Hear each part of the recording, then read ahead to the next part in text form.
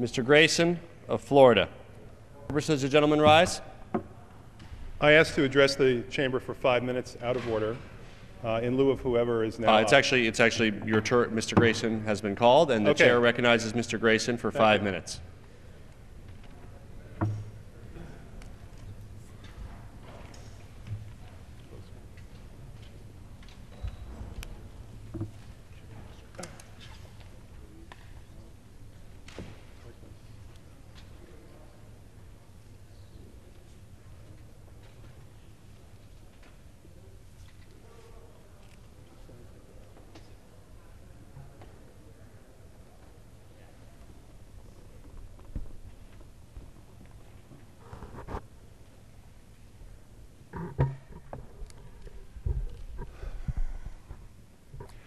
Thank you, Mr. Chairman. I'm returning to a subject that I began yesterday. This is the second episode of what the rich are going to do with all those tax money cuts, those tax cuts that the Republicans want to give to them through extending the Bush tax cuts for the rich in lieu of the Obama tax cuts for the middle class.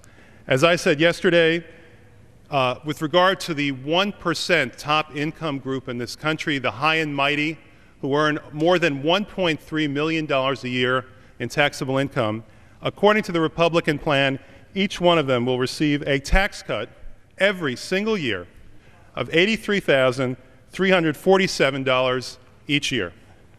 Now, I've given a lot of thought to what they're going to do with that money. I made some suggestions yesterday, and here are some more suggestions about what they could possibly do with this windfall that the Republicans want to hand to them at a time when this country has 9.5% unemployment, 40 million people who cannot see a doctor when they're sick, and so many people who are in danger of losing their homes. For instance, the rich, the idle rich, the high and mighty, the ruling class, they can buy 3 tickets to the most expensive suite at the Super Bowl. That costs only $75,000. They'll have $12,000 left over in pocket change.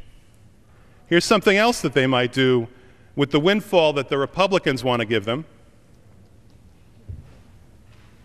They can go to the top of Mount Everest. That costs only $65,000. A luxury climb to the top of Mount Everest with somebody holding your bag for you the whole way up. Just one thing, make sure you don't fall down. Here's something else that they can do with the Republican tax plan to give $87,000 a year to the rich. They can take a beautiful 110-day cruise around the world. That costs only $80,000. And it's up to them what they do with the other 250 days a year. But think about that. Think about people in the middle class who struggle, save for a vacation year after year, and sometimes occasionally get to go on a 3 or 4 or even a 5-day cruise. With the Republican tax cut for the rich, the millionaires can go on a 110-day luxury cruise, not just one year, but every single year. Here's something else that they can do.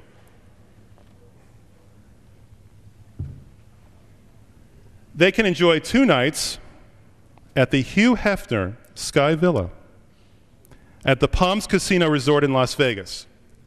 That costs only $80,000. They'll have $7,000 left over for tipping the bellman.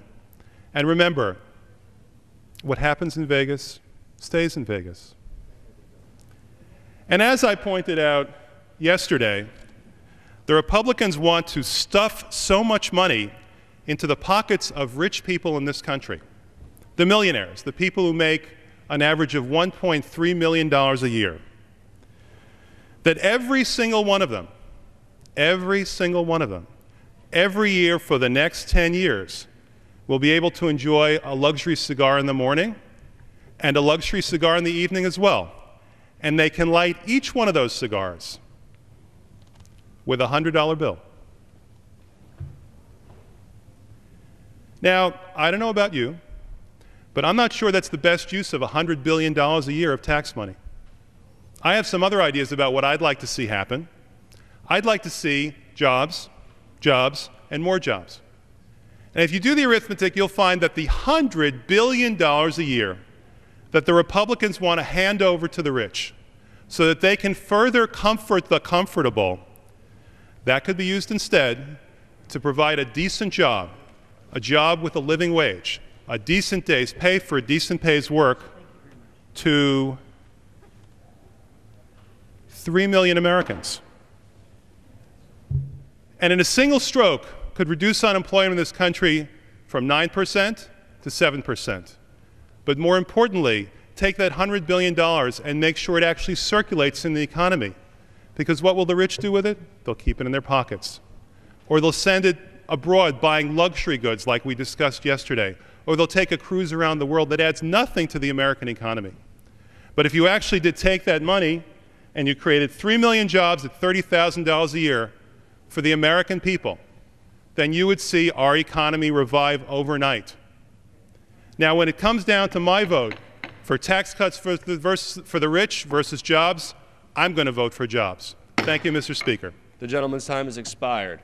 For what purpose does the gentleman from New York rise? It's unanimous consent to address the House for 5 minutes and to revise and extend my remarks. Without objection.